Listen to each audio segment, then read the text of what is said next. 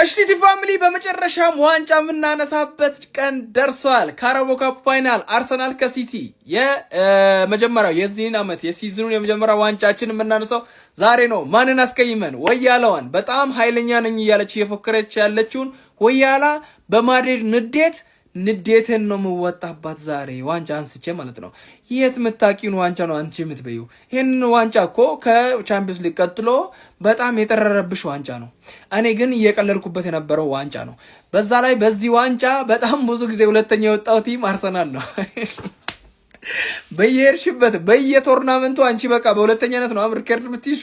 ለማንኛውም ይመችሽ እና ያበደ ጌም አጠብቁ። እኔ አርሰናል ከትልቅ ቲም ጋር ሲጫወት አሪፍ ጌም አልጠብቅም ታውቃላችሁ። ግን ዞሮ እኛ ይሄንን ጌም ማሸነፍ አለብን፣ ዋንጫ ማንሳት አለብን።